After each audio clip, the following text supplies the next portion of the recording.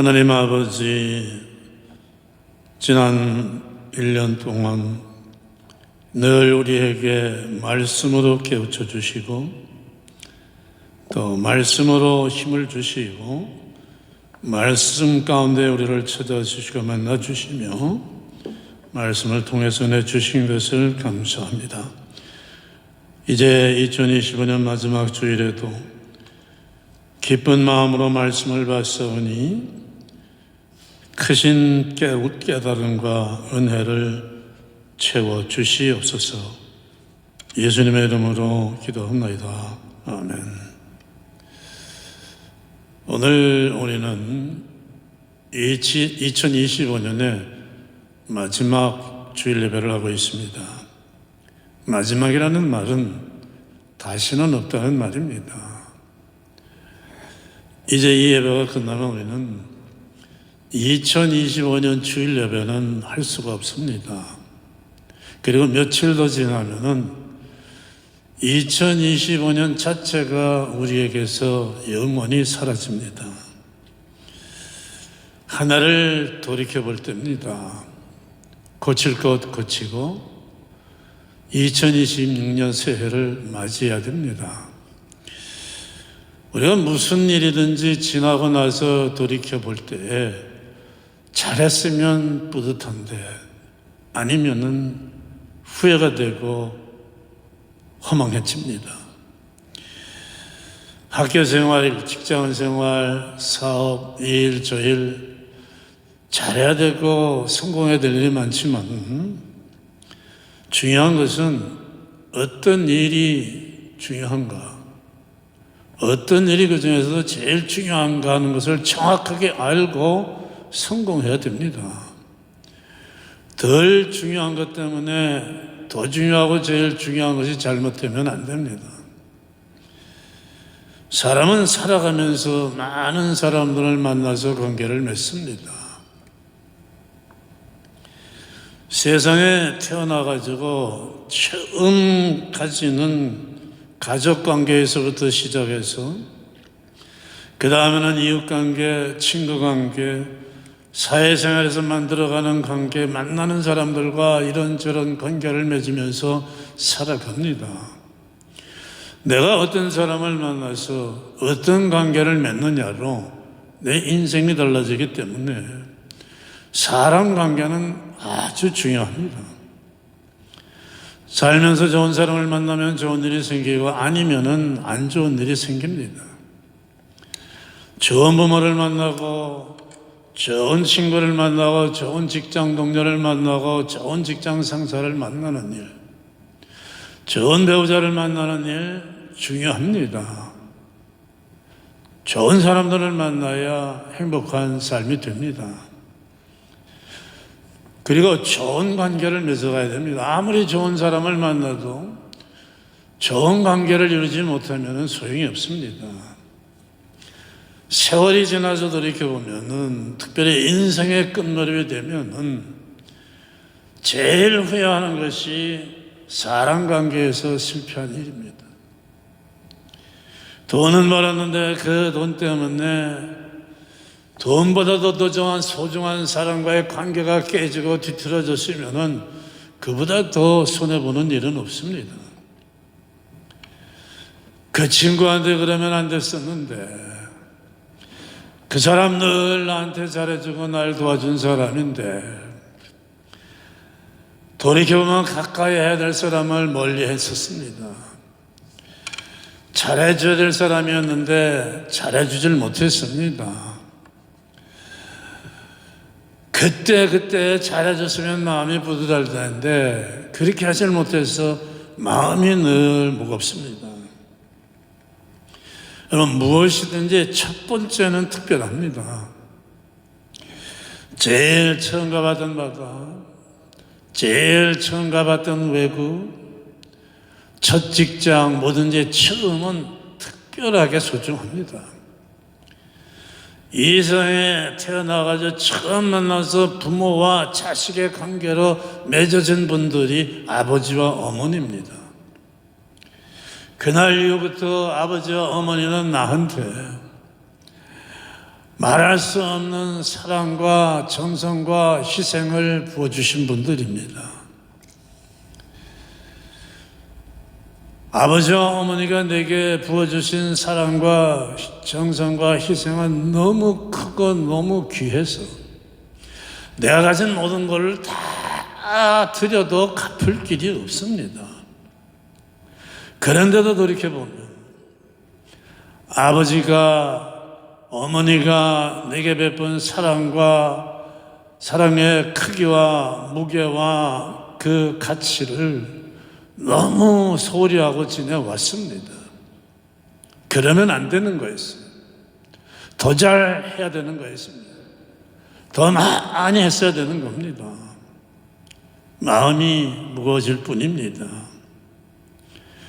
사람 경계가 중요하기 때문에 우리는 2025년에 많은 일들을 돌이켜야 되지만 특별히 사람 관계에서 내가 어떻게 성공했는지를 돌이켜봐야 됩니다. 사람 관계도 중요하지만 특별히 하나님과의 관계를 돌이켜보고 내가 하나님과의 관계를 성공적으로 이루며 살았는지 마무리해야 됩니다. 모든 것이 내 삶의 모든 것이 하나님에게 달려있기 때문입니다. 1절 2절 말씀처럼 즐겁게 찬송을 보내면서 기쁨으로 하나님 앞에 나가며 2025년을 한 해를 살았으면 하나님과의 관계에서 성공한 한 해를 보낸 겁니다. 3절은 왜 하나님에게 감사하고 찬송하며 하나님 앞에 나가야 되는지를 말씀해 줍니다. 하나님은 우리를 지으신 분이십니다. 우리는 하나님의 백성이고 우리는 하나님의 양이고 하나님은 우리의 목자가 되어주셔서 우리의 삶을 인도해 주시는 분이라고 말씀합니다. 하나님은 우리를 지으신 분이기 때문에 우리의 모든 것을 다 잘 아십니다. 또 어떻게 살아야 행복한 인생을 사는지를 하나님이 아십니다. 세상은 모릅니다. 하나님만 아십니다. 아실 뿐 아니라 우리를 그 길로 인도해 주십니다. 하나님은 우리의 목자이시기 때문입니다. 양은 풀이 있어야 됩니다. 물이 있어야 됩니다. 그러나 아무리 풀이 있고 물이 있어도 그걸로 다 되는 게 절대 아닙니다. 목자가 있어야 합니다. 목자가 없으면 늑대나 곰이나 사자가 공격할 때 누가 지켜줍니까?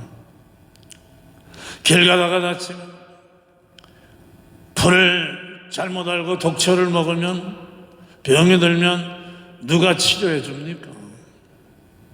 누가 밤이 되면 잠잘 곳으로 인도해 줍니까? 양해가 가장 필요한 것은 목자입니다. 목자만 있으면 됩니다. 그 목자의 인도만 잘 따르면 됩니다. 그런 목자가 풀을 준비해주고 물을 준비해주고 쉴 만한 그늘을 준비해 줍니다. 늑대나 곰이나 사자로부터도 지켜주고 다치면 약을 발라주고 싸매주고 병들면 치료해 주는 일도 목자가 다 해요. 밤에 잠자리로도 울타리로도 목자가 인도해 줍니다. 나는 목자가 필요 없다, 내가 다 알아서 한다는 양이 있다면 미련한 양입니다. 그 양에게 일어날 일은 뻔합니다. 다치거나 병들거나 잡아먹히는 일밖에 일어나지 않습니다. 하나님이 우리의 목자가 되어주는 말은 목자가 양에게 해주듯이 우리의 모든 걸 다 해주신다는 말씀입니다. 우리가 할 일은 딱 한 가지. 양들이 목자를 따라가듯이 그저 하나님을 바라보고 하나님의 인도를 따르면 말씀대로 살면 됩니다. 그러면 나머지는 하나님이 다 채워주신다는 약속의 말씀입니다. 우리는 하나님의 양이고 하나님은 우리의 목자이시기 때문입니다. 목자이신 하나님이 다 해주십니다. 그저 하나님이 감사하고 감사할 뿐입니다. 하나님 필요 없다, 내 인생 내가 알아서 한다고 하며 사는 사람들은 살면서 세상이 던지는 이 어려움 저 어려움 맞아서 쓰러지는 힘든 삶을 살 수밖에 없습니다. 인도하시고 지켜주시고 채우실 목자가 없으니까. 정말로 하나님을 목자로 믿고 하나님의 인도를 따라 사는 사람, 말씀대로 사는 사람은 체험을 하게 됩니다. 하나님의 주신 은혜를 체험합니다. 하나님이 얼마나 좋으신 하나님인가를 체험합니다. 하나님의 사랑과 그 능력이 얼마나 크고 엄청난지를 체험합니다.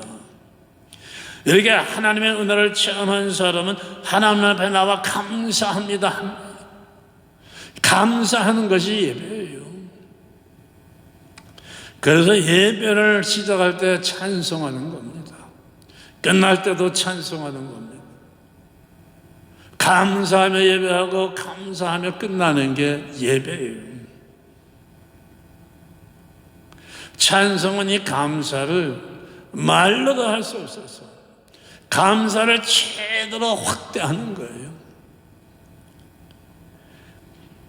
어머니의 은혜가 너무 크고 감사해서 나실 때 괴로움 다 잊으시고 기르실 때 밤낮을 애쓰는 마음하며 노래로 어머니에게 감사합니다. 하나님의 은혜가 너무 커서 그래서 지어진 것들이 찬송이에요. 찬송가를 지은 사람들을 보면은 전부 하나님을 만난 사람들이에요. 그때의 그 큰 감격과 뜨거운 은혜를 말로도 할 수 없어서 노래로 만든 게 찬송가들이에요. 그래서 찬송가가 은혜롭지만은 이 찬송가 가사가 왜 나왔는지, 이 찬송가 곡이 어떻게 만들어졌는지 그 작사자와 작곡자가 체험한 하나님의 은혜 그 내용을 보면은 그게 얼마나 은혜되는지 모릅니다. 말씀대로 살다가 하나님의 은혜를 체험한 사람의 마음속에는 하나님의 은혜가 하나님을 향한 감사가 담깁니다. 이 마음을 가지고 하나님 앞에 나와서 예배하는 사람은 진심에서 우러나오는 뜨거운 마음으로 찬송하게 됩니다. 크고 큰 은혜를 말로 다 감사할 수 없어서 찬송으로 하는 거예요. 그 크신 하나님의 사랑 말로 다 형용 못하네. 그 찬송이 그래서 나왔어요. 이렇게 하나님의 은혜가 감사해서 찬송하는 사람의 찬송은 뜨거울 수밖에 없어요.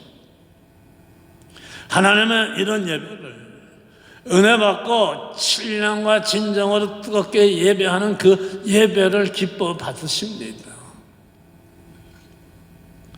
그렇기 때문에 은혜를 받고 나와서 하나님 앞에 감사하는 사람의 예배와 아닌 사람의 예배는 다를 수밖에 없습니다.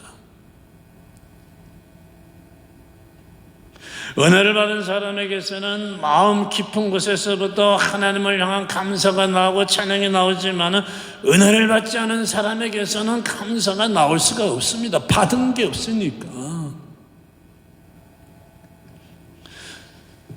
예배하러 가서 은혜를 받자, 교회 가서 은혜 받자 하고 예배하러 옵니다. 그런데 사실 예배는 받으러 나오는 게 아니에요. 하나님께 드리러 나오는 겁니다. 하나님이 이미 주신, 하나님에게서 이미 받은 그 은혜를 감사하러 나오는 것이 예배예요. 하나님이 주시는 감사는 우리가 그렇게 감사한 마음으로 하나님께 예배한 하나님의 응답이시고 선물이신 거예요. 그래서 우리는 매일매일 하나님의 은혜를 받으며 사는 삶이 되어야 됩니다. 그래야 받은 은혜가 있기 때문에 마음속에서부터 감사하지 않고는 결실할 수 없는 그 뜨거움이 있기 때문에 하나님 앞에 나와서 뜨겁게 찬송하고 하나님을 기쁘게 해드리는 성공하는 예배자가 되는 거죠. 그리고 복을 받는 겁니다. 하나님의 은혜를 받는 삶이 되어야 합니다. 주일이면은 교회마다 많은 성도들이 예배하지만은 한 주 동안 하나님이 주신 그 은혜를, 그 뜨거운 체험을 가지고 나와서 예배하는 사람들이 전부라면 얼마나 좋겠어요. 그런 예배자가 되어야 됩니다. 은혜 받는 건 어려운 거 아니에요. 그저 간구하고 하나님 만나기를 사모하면 되는 거죠. 나를 간절히 찾는 자가 나를 만난다고 하시지 않습니까? 나를 사랑하는 자가 나의 사랑을 입는다고 하지 않습니까? 구하는 자에게 준다고 약속하시지 않습니까? 구하면 되는 거예요. 두드리면 되는 거예요. 그 간단한 걸 안 해서 우리는 얼마나 많은 손해를 봅니까? 날마다 목자 되신 하나님의 인도, 하나님의 말씀대로 자라서 우리의 실제의 삶 속에 날마다 시간마다 채워주시는 그 하나님의 은혜 받는 삶이 되시기를 축원합니다. 그러면 인생이 신이 나는 거예요. 하나님의 은혜가 느껴지니까. 그러면 또 성공하는 예배자가 됩니다. 마음속에부터 감사하지 않고는, 찬송하지 않고는 견딜 수 없는 뜨거움이 나를 막 밀어주기 때문입니다. 이렇게 하나님의 은혜를 받으면서 하는 사람은 예배 시간뿐 아니라 나아가서 언제 어디서나 수시로 찬송하며 삽니다. 주일에 교회에 와서 예배할 때만 찬송하고 그 다음 은혜를 받고 그 다음 한 주 동안은 한 번도 찬송을 안 하고 지내는 사람보다는 날마다 수시로 하나님을 만나고 은혜를 받으며 사는 사람이 찬송과 감사가 뜨거울 수밖에 없어요. 이런 사람을 향해서 5절은 말씀합니다. 이런 사람에게는 하나님의 인자하심과 성실하심 영원히 대대에 채워진다고. 하나님이 주신 은혜를 감사하며 사는 사람은 사랑과 은혜의 근원이신 하나님과의 관계에 성공하는 사람입니다. 험하고 힘들고 약한 세상 속에서도 하나님이 지켜주시고 채워주시는 그 은혜로 사는 복된 사람들이 됩니다. 옛날에 독일에서 이런 일이 있었다고 합니다. 어느 지방에 흉년이 들어서 마을 사람들이 굶어 죽어 갑니다. 이 동네에 있던 부자가 매일 아침 어린아이들을 불러 모으고서 누구든지 와서 빵을 하나씩 가져가라고 합니다. 어린아이들은 조금이라도 큰 빵을 짜자 하려고 아우성치면서 빵을 움켜쥐는데 이 부자에게 감사하다는 아이들은 없었습니다. 그런데 딱 한 소녀가 제일 마지막까지 기다리다가 남아있는 제일 작은 빵을 쥐고는 이 부자에게 항상 두 손을 모으고 감사합니다 하며 감사했습니다. 이 부자는 소녀를 아주 기특하고 사랑스럽게 생각했습니다. 어느 날도 이 소녀가 빵을 가지고 왔는데 빵을 먹으려고 보니까 빵 속에 조그만 쪽지와 금화가 하나 들어있었다고 합니다. 그 쪽지에는 감사할 줄 아는 너를 위해 마련한 내 작은 선물이다 하고 적혀 있었습니다. 심는 대로 거둡니다. 감사하면 감사를 거두고 실망하면 실망할 일을 거두는 거예요. 제가 가나안 나라 인도 선교지를 갔을 때입니다.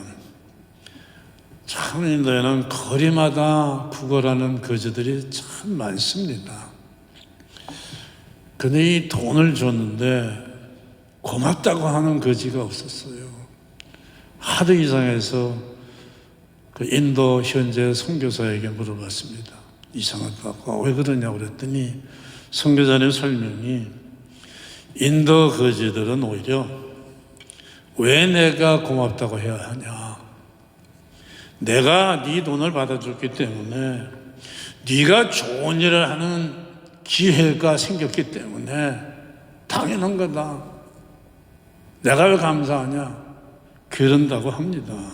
그래서 이 나라가 이렇게 가난한 거는 감사를 몰라서, 감사할 줄 막 그런 거 아닌가 잠깐 생각을 해봤습니다. 여러분, 우리 한국 민족은요 참 복을 받게 되어 있는 민족입니다. 감사할 줄 아는 민족이잖아요. 작은 거 하나에도, 이웃지간에도 서로. 여러분, 나라마다 교회가 있고 하나님 믿는 사람들이 많지만 한국의 크리스찬 같은 크리스찬들이 없어요. 여러분, 일본 같은 데 가면요 하나님께 감사한다고 하는데 참 너무 인색합니다. 근데 이 한국 성도들은 뭐 은혜만 받으면은 막 뜨거워지면요 금반지도 풀러내고, 교회가 건축한다면 집문서도 들고 나와서 드리는 민족들이에요. 이런 민족이 세계에 없어요. 이런 걸 보고서 미국에서 왔던 선교사들도 깜짝깜짝 놀란 거예요. 하나님 앞에 이미 주신 것을 감사할 줄 모를 때에 어떻게 우리가 하나님에게 더 받을 수가 있어요? 심는 대로 거두는 것은 가장 기초적이고 기본적인 농사의 원리입니다. 하나님 앞에 심지 않고 거두려고 하는 것은 밭에 아무것도 심지 않은 농부가 풍년으로 수확을 거두려는 것과 같은 겁니다. 심어야 거둡니다. 심지 않으면 옆집은 거두는데 나는 거두지 못합니다. 하나님 앞에 감사를 많이 심을수록 감사할 일을 많이 거둡니다. 세계적으로 살펴보면은 선진국일수록 감사라는 말을 많이 사용합니다. 우리가 이 미국에 살면서 보질 않습니까? 미국 사람들이 일상생활 언어에 땡큐라는 말하고 I love you라는 말이 얼마나 많이 쓰여집니까? 지금은 이 미국 사람들의 믿음이 많이 떨어졌지만 오랫동안 하나님을 잘 믿으며 살 때, 하나님이 주신 은혜로 살아가던 때에 하나님을 향해 하나님 감사합니다, 하나님 사랑합니다 하던 언어가 생활화된 겁니다. 하나님께 감사하고 하나님을 사랑하는 사람들이, 하나님께 감사하고 하나님을 사랑하는 민족들과 나라들이 하나님이 주시는 그 넘치는 은혜들로 살아왔습니다. 역사는 이걸 정확하게 보여주는 겁니다. 여러분, 부모님이 제일 좋아하는 선물이 뭐예요? 용돈보다도 아버지 감사합니다, 어머니 감사합니다, 아버지 사랑합니다, 어머니 사랑할 때 제일 기쁩니다. 하나님이 가장 기뻐하시는 두 단어도 하나님 사랑합니다, 하나님 감사합니다예요. 2025년 한 해를 돌이켜보면서 이제 맞이하는 2026 새해는 더 하나님께 가까이 나가고 더 많이 하나님께 감사하며, 하나님이 교회에서 주시는 은혜뿐 아니라 날마다의 삶의 현장에서도 함께 하시고 주시는 그 은혜를 받아서 더 큰 감사와 찬송으로 하나님을 기쁘게 해드리는 복된 승리자들 되시기를 축원합니다. 기도하겠습니다. 하나님 감사합니다. 돌이켜볼수록 2020년 한 해 동안 하나님이 채워주시는 은혜가 너무 크고 큽니다. 지구상의 인간들이 사용하는 어떤 언어라도 표현할 수 없을 만큼 크고 큽니다. 감사합니다. 이것을 잊지 않고 새해에는 더욱더 하나님 앞에 가까이 나가서 더 많은 감사와 찬송을 돌리는 승리자들 되게 하여 주시옵소서. 예수님의 이름으로 기도합니다. 아멘.